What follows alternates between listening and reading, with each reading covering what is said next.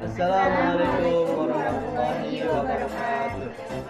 Perkenalkan, kami dari kelompok 4 ingin menceritakan atau menganalisis novel sejarah yang berjudul Gadis Pantai, karya Pramudia Anantatur. Terima kasih.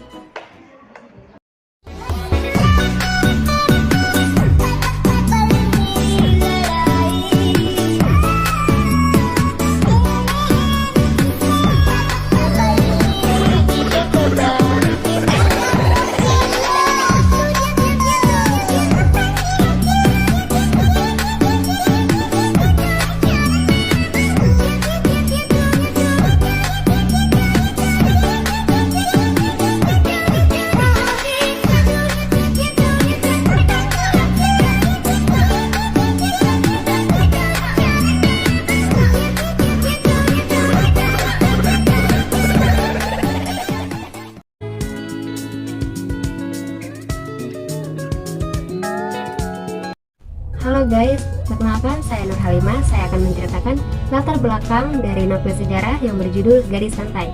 Latar belakangnya yaitu, novel Gadis Pantai ini adalah karya Pramudia Anantatur. Dalam bahasa Inggris, novel ini dikenal dengan nama The Girl from the Coast. Novel ini memberikan gambaran mengenai situasi idealisme di daerah Jawa. Buku ini juga memiliki ciri khas dari Pramudia Anantatur, yakni menceritakan kisah pernikahan dini dan kritik terhadap situasi sosial. Cerita ini dibuat berdasarkan kisah pernikahan dirinya sendiri. Novel sastra Pramudia Anantatur atau yang biasa disebut Pram menyebut tokoh dalam buku ini gadis pantai, seorang gadis desa yang harus rela dipersunting oleh Bendoro atau priai dengan latar belakang zaman Hindia Belanda. Gadis ini masih berumur belia dan harus siap menjadi permaisuri dari Bendoro. Karena hutang pelik dari keluarganya, sebuah keterpaksaan yang tak bisa dihindari pada eranya. Sekian, terima kasih. Perkenalkan, nama saya Sylvia Narumati. Di sini saya akan menyebutkan tokoh-tokoh dalam novel Gadis Pantai. Tokoh utamanya ialah Gadis Pantai. Tokoh bawahan terdiri dari Bendoro, Bapak Gadis Pantai, Ibu Gadis Pantai, dan juga Mardina. Paku Gadis Pantai dan juga Bapak Gadis Pantai dan Mardina berwatak front karakter. Sedangkan tokoh Ibu Gadis Pantai dan juga Bendoro berwatak plat karakter. Sekian, terima kasih. Halo guys, perkenalkan saya Artika. Saya akan menceritakan sinopsis dari novel sejarah yang berjudul Gadis Pantai. Novel ini menceritakan tentang seorang gadis pantai yang lahir dan tumbuh di sebuah kampung nelayan di Jawa Tengah, Kabupaten Rembang. Seorang gadis yang manis, cukup manis untuk memikat hati seorang pembesar setempat, seorang Jawa yang bekerja pada administrasi Belanda yang bernama Bendoro. Setelah menikah dengan Bendoro, akhirnya gadis pantai dibawa menuju kota tempat suaminya itu tinggal. Awalnya gadis itu tidak mau pindah ke rumah mewah di kota itu, tapi ia terus diantarkan orang tuanya yang berpikir gadis pantai akan hidup berbahagia dan nyaman di sana. Di rumah Bendoro tersebut ada seorang pembantu tua yang mengajarkan kepada gadis pantai segalanya yang harus dia tahu dan lakukan untuk memelihara kenangan suaminya yang berdarah ningrat itu. Ketika telah menjadi istri Bendoro, nama gadis pantai akhirnya diganti menjadi Mas Nganten, perempuan yang melayani kebutuhan seks pembesar. Seiring waktu berjalan, akhirnya Mas Nganten terbiasa dengan pembantu tua itu, hingga mereka berdua saling menyukai. Selain dia, pembantu tua itu, tidak ada orang pun di rumah itu yang peduli pada Mas Nganten, yang merasa sangat sendirian. Bahkan, dikunjungi oleh suaminya sendiri pun jarang, karena alasan kesibukannya sebagai seorang pembesar. Suatu ketika, terjadi masalah dalam rumah Bendoro, yang ukurannya jauh lebih besar dari rumah-rumah yang ada di kampung nelayan tempat gadis pantai berasal. Tak disangka, ternyata hal itu sampai membuat pembantu tua yang berkawan baik dengan Mas Nganten harus angkat kaki dari tempat ia mengabdikan dirinya selama bertahun-tahun untuk Bendoro.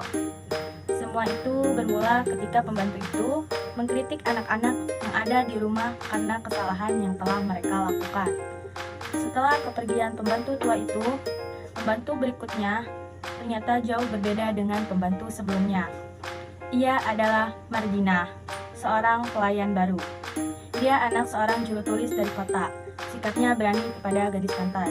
Belakangan terungkap bahwa dia diutus Bendoro, putri Bupati Demak, untuk mengupayakan agar anak Bendoro putri bisa dikawini oleh suami gadis pantai. Madina diberi janji, apabila berhasil maka dia akan diambil jadi istri kelima. Perlahan gadis pantai yang berasal dari kampung itu mulai menyadari bahwa pernikahannya dengan pria itu hanyalah percobaan saja, karena nantinya suaminya itu akan menikah dengan wanita segolongan ningrat seperti Bendoro. Tetapi dengan tabah dijalaninya, semua takdir yang telah memaksanya masuk jauh lebih dalam pada kehidupan yang awalnya tidak diinginkannya. Saya Muhammad Arulum, saya akan melanjutkan sinopsis dari novel sejarah Gadis Pantai, di mana suatu hari Gadis Pantai mendapat izin untuk mengunjungi orang tuanya di kampung. Di situ dia mengalami perubahan perilaku orang kampung terhadap dirinya.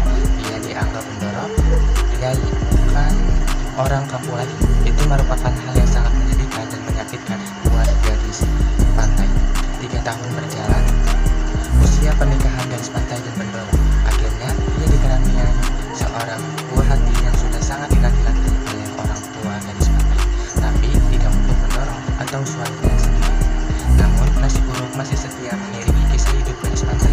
Setelah mengetahui bayi yang dilahirkan Gadis Pantai ialah bayi perempuan, akhirnya Bendoro menceraikannya dan mengusirnya dari bangunan megah istana Bendoro itu. Dan yang lebih menyayat hati, Gadis Pantai terpaksa harus meninggalkan darah dagingnya yang baru berusia beberapa hari itu karena perintah dari suaminya yang tega membuat. Halo guys, kalian tahu gak sih ternyata di dalam novel sejarah ini ada nilai moral-moralnya loh. Dapat disimpulkan bahwa nilai moral yang ada di dalam cerita atau novel Gadis Pantai ini yaitu yang pertama, hubungan manusia dengan diri sendiri seperti menerima, pasrah, dan kerja keras. Yang kedua, hubungan manusia dengan manusia lain. Contohnya hubungan anak dengan kedua orang tua seperti kasih sayang, berbakti, dan tidak memaksa kehendak. Hubungan suami dengan istri seperti kasih sayang, kesetiaan, berbakti, dan tidak memaksakan. Hubungan atasan dengan bawahan seperti berbakti, kasih sayang, dan tidak sewenang-wenang. Yang ketiga, hubungan manusia dengan Tuhan seperti taat, bersyukur, dan sabar. Adapun nilai moral yang dominan atau sering digambarkan oleh pengarang adalah sikap berbakti dan tidak memaksa kehendak.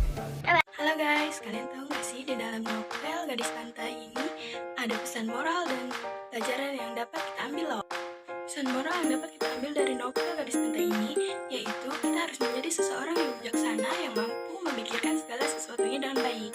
Karena karakter bijaksana ini cenderung menuntun seseorang untuk selalu sadar akan pentingnya menghargai orang-orang di sekitarnya.